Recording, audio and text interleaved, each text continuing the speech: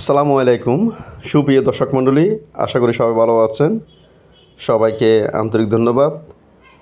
আজকে আপনাদের জন্য চট্টগ্রাম পতেঙ্গা এলাকায়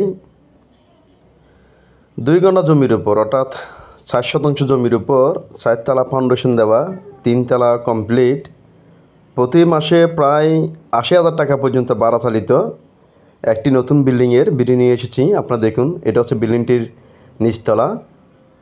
প্রত্যেক ফ্লোরে 9টি করে 27টি, মোট 27টি, ছাদের উপর 2টি, মোট 29টি রুম রয়েছে, যেখান থেকে প্রতি মাসে প্রায় 80,000 টাকা পর্যন্ত ভাড়া ওঠে যদি রুমগুলো খালি না যায়। দেখুন, এটা একটি রুমের চিত্র। প্রত্যেকটি রুমে এরকম অ্যাটাচ বাথরুম সহ।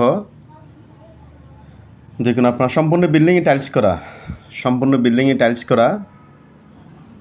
যেহেতু কমার্শিয়াল বিল্ডিং, সেহেতু রুমগুলো কমার্শিয়াল করে ছোটো ছোটো করে করা হয়েছে।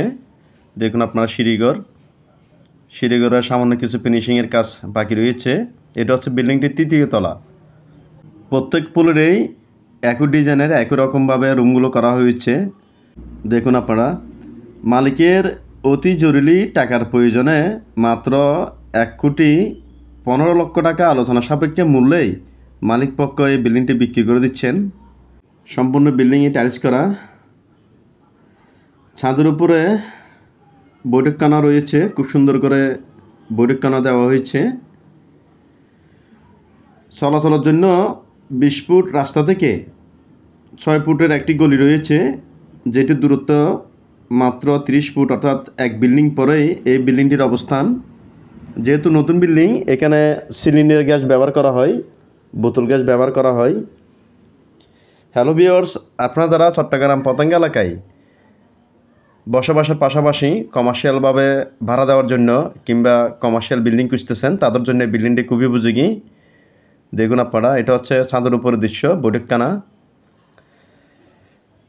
দেখুন আপনারা। হ্যালো ভিউয়ার্স, এছাড়াও চট্টগ্রাম পতেঙ্গা ইপিজেড বন্দর এলাকায় আমাদের হাতে ছোটো বড় অনেকগুলো বাড়ি, অনেকগুলো কমার্শিয়াল বিল্ডিং সহ অনেকগুলো জমি রয়েছে। এসব লোকেশনে আপনাদের যে কোনো স্থাপনা ক্রয় বিক্রয়ের প্রয়োজনে আপনারা আমাদের সাথে যোগাযোগ করতে পারেন।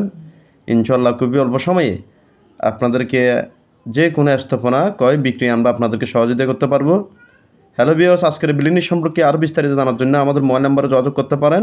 সবাই ভালো থাকবেন, সুস্থ থাকবেন। আল্লাহ হাফেজ।